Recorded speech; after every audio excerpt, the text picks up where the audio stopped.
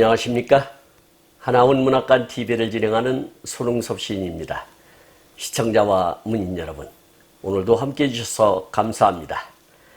여러분, 모처럼 하늘이 방긋 웃고 있네요. 이제 제법 여름 행세를 할 듯합니다.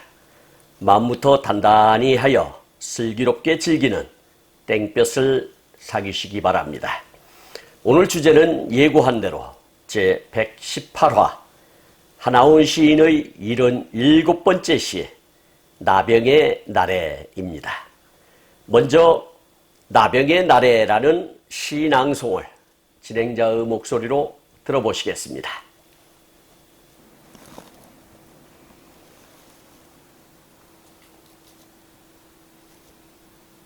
나병의 나래. 오늘이 문둥이 날이란데 하나온 어메야 아베야 오늘이 문둥이 날이래요. 엄청난 말을 말하라. 무슨 문둥이 날이 있는가요?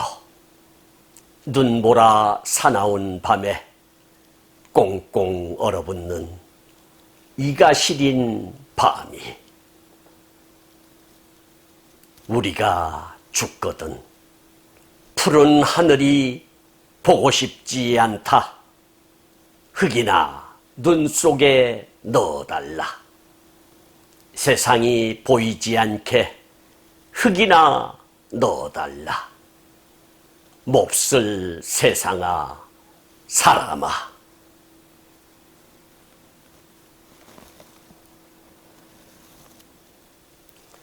여러분, 나병의 나래라는 시 낭송 잘 들어보셨나요? 이 나병의 나래라는 시는 1977년 3월 30일 발행된 경기문예라는 문학지에 수록된 시인데 오늘이 문둥이 날이란데라는 부제가 붙어 있습니다. 이 시는 2010년 11월 12일 발행된 하나원 전집 159페이지에 수록된 시를 바탕으로 제작되었다는 것을 알려드립니다. 이 시가 수록된 경기문예의 소재를 파악하기 위하여 백방으로 찾아보았으나 흔적을 발견할 수가 없었습니다. 경기도의 문학 관련 기관이나 인터넷을 찾아보았으나 꽁꽁 숨어 있습니다. 혹 시청자 여러분께서 소재를 알고 계시면 화면에 있는 진행자의 연락처로 신고해 주시기 바랍니다. 그러면 즉시 수갑을 채우고 연행하겠습니다. 그리고 당연히 감사를 잊지 않도록 하겠습니다. 이 시는 총 2연으로 구성되었으며 형식상으로 분류하자면 자유시라 할 수 있고 내용상으로 분류하자면 서정시라 할 수 있으며 목적상으로 분류하자면 참여시라 하겠습니다. 그리고 경향상으로 분류하자면 주정시에 속한다 하겠습니다. 여기서 자유시라고 하는 것은 정형시가 지니고 있는 운율적, 형식적 제약에서 벗어난 자유로운 형식의 시를 이르는 말이고요. 서정시라고 하는 것은 개인의 주관적인 정서와 감정을 표현한 시, 그리고 참여시라고 하는 것은 목적의식을 중시한 시라 할 수 있고, 주정시라고 하는 것은 개인의 정감과 정서를 노래한 시다. 이렇게 이해하시면 좋겠습니다. 하나원 시인이 이 시를 통해서 전하고자 하는 메시지가 무엇인지 간략하게 엿보도록 하겠습니다. 이 시는 한마디로 문둥이 주제에 무슨 호사스럽게 문둥이 날이라는 게 있느냐는 것이며, 혹 죽거들랑 아무데나 방치하여 우스갯거리 만들지 말고 흙 속에 묻어주거나 그도 여의치 않으면 하얀 눈으로라도 덮어달라는 애걸을 하고 있는 것입니다. 호련단신 남아하여 피부치 하나 없이 거렁뱅이가 된 화자로서는 아주 소박한 요구라 여겨집니다. 화자의 처절한 신세타령이라 하겠습니다. 그러면 각 연과 행 속에서 화자의 속마음을 엿보도록 하겠습니다. 이련을 보겠습니다. 어메야 아베야 오늘이 문둥이 날이래요. 엄청난 말을 말하라. 무슨 문둥이 날이 있는가요? 눈보라 사나운 밤에 꽁꽁 얼어붙는 이가 시린 밤이, 이렇게 처절한 노래를 부르고 있습니다. 사행에서 문둥이 날이라고 했는데 여기서 문둥이 날이라는 것은 나병의 날이 옳은 표현이 되겠습니다. 화자가 문둥이였기에 문둥이라는 시어 선택이 쉬웠겠지만 당사자가 아니라면 큰 실례라 하겠습니다. 나병의 날에 대하여 제정 배경과 목적에 대하여 살펴보도록 하겠습니다. 우리나라에는 나병의 날이 없었으나 1967년 1월 29일 최초로 대한나협회에서 주관하여 신문회관에서 제14회 세계 나병의 날 기념식을 가졌다고 합니다. 1973년에 이르러 나병의 날과 세계보건일, 세계적십자의 날 등을 합쳐 세계보건의 날로 부르기 시작했는데, 세계보건의 날은 세계보건기구 WHO 헌장이 발효된 1948년 4월 7일을 기념하여 매년 4월 7일에 실시되었다고 합니다. 그리고 나병에 대하여 조금 더 깊이 알아보도록 하겠습니다. 나병은 영어로는 레프러시라고 하고 또는 한센병이라고 하는데, 한센병은 미코박테리아의 일종인 나균과 나종균에 의해 발생하는 만성 감염병이라고 합니다.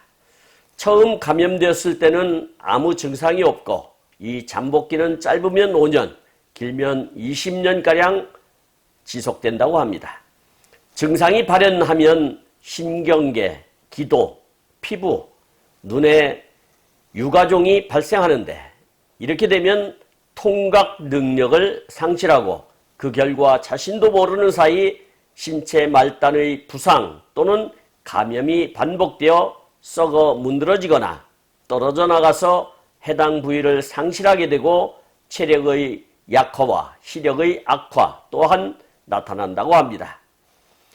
2012년 세계보건기구 기준으로 만성 나환자의 수는 18만 9천 명이며 새로운 감염자는 23만 명이라고 합니다. 만성 환자의 수는 1980년대에 520만여 명이었고 그때부터 지금까지 꾸준히 줄어들어 왔으며, 새로운 감염 사례는 대부분 16개국에서 일어나고 있으나 그중 절반 이상이 인도에서 발생한다고 합니다. 과거 20년 동안 전 세계적으로 1,600만 명의 환자가 나병에서 치료되었으며, 미국의 경우 매년 200명, 대한민국에서는 매년 20명 안팎의 신환자가 발생하고 있다 합니다.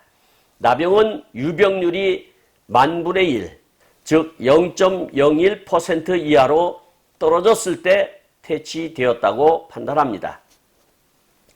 현재의 유병률과 일본의 과거 사례를 살펴볼 때 한국의 나병 퇴치는 앞으로 30 내지 50년 정도가 걸릴 것으로 예상됩니다. 나병은 수천 년 동안 인간 사회에 영향을 미쳤습니다. 나병을 의미하는 서양 표현은 비늘이라는 뜻의 라틴어 낱말 레프라를 그 어원으로 삼고 있고, 동양의 나라는 표현 역시 두꺼비를 나흘마라고도 부른 데서 보듯 이와 유사한 의미를 담고 있다 하겠습니다. 한센병이라는 이름은 1873년 병원균을 발견한 노르웨이의 의학자 게르하르 아르메에르 한센의 이름을 딴 것입니다. 인도, 중국, 아프리카 등 세계 곳곳에서 아직도 환자들이 사회 일반에서 격리, 소외되어 살아가는 나환자촌이 존재한다고 합니다.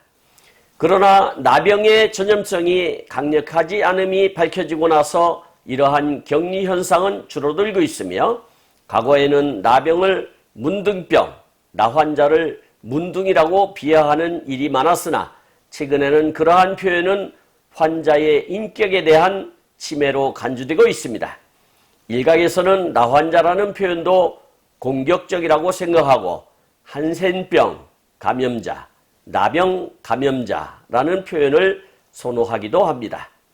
1954년부터 환자들에 대한 관심을 호소하기 위해 매년 1월 마지막 일요일을 세계 나병의 날로 지정하여 알리고 있습니다. 그러니까 일연은 문둥이 가족끼리 나누는 대화 형식입니다. 일행에서 어메야 아베야는 어머니 아버지를 이르는 방언으로서 가정에서 친근하게 부르는 대화체가 되겠습니다. 문둥이 자식이 부모님에게 오늘이 문둥이 날이라고 이야기를 하니 부모가 하는 말이 사회로부터 사람 대접은커녕 짐승만도 못한 대접을 받는 처지에 무슨 문둥이 날이란 게 있단 말이고, 그런 말도 안 되는 소리를 입 밖에도 내지 말라는 부모님의 노파심 어린 답이 되겠지요. 언감생심 팔자 좋게 문둥이 날이라는 것을 누릴 형편이나 되겠는가. 당장 목구멍이 포도청이고 눈보라 사나운 날에 어디서 하룻밤을 지새울지 걱정인 판에 말 같지 않은 소리 하지도 말라는 핀잔인 것입니다. 이언을 보겠습니다. 우리가 죽거든 푸른 하늘이 보고 싶지 않다. 흙이나 눈 속에 넣어달라. 세상이 보이지 않게 흙이나 넣어달라. 몹쓸 세상아 사람아. 이렇게 시를 마감 짓고 있습니다. 1연에서는 냉혹한 현실을 노래했다면 2연에서는 사후를 당부하는 것으로 노래했다 할 수 있겠습니다. 행여 우리가 굶어 죽거나 눈보라에 뜬 눈으로 동사를 하거들랑 죽어서도 푸른 하늘을 보고 싶지 않으니 흙에 묻거나 그도 어렵다면 눈으로라도 덮어달라는 당부인 것입니다. 얼마나 세상으로부터 또는 같은 사람으로부터 얼마나 많은 냉대와 멸시를 당하였는지 이연을 통하여 유추해 볼 수 있는 대목입니다. 하나운 시인의 수필 구석구석에 표현된 사회로부터 받는 질시를 냉혹하게 표현한 부분이 많이 있습니다. 1984년 6월 15일 발행된 이종석, 김정숙 공저의 인간 하나운 나는 죽어서 파랑새들이 359페이지에 수록된 문학작품에 도전하는 우를 버리자의 일부분을 보도록 하겠습니다. 나유양소 환자라도 인간임은 틀림이 없다. 그러나 인격과 자유와 인권을 관리자에 의하여 박탈당하고 있다. 인격과 자유와 인권이 없는 것은 짐승이 아닐 수 없다. 그리고 짐승 취급을 받고 있다. 그 식과하는 현대적 시설에 있는 환우와 그 지도층이 입버릇으로 여기 있는 우리는 짐승이다고 하는 대에는 어찌할까, 이렇게 기록을 하고 있고요. 또 1988년 2월 1일 하나원 명시 보리필이 148페이지에 수록된 생명과 자학의 필력이라는 글에는 이렇게 또 쓰여 있습니다. 1947년 동지까지는 나는 헌가마니 한 장으로서 서울의 쓰레기통가에서 밤을 새웠다.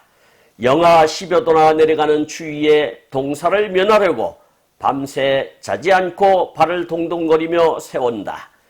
추위에 사람의 생리는 망가진다. 먼저 목소리가 변해간다. 고장난 라디오 같은 소리가 목구멍에서 새어나온다. 목소리가 변하자 시력이 가버린다.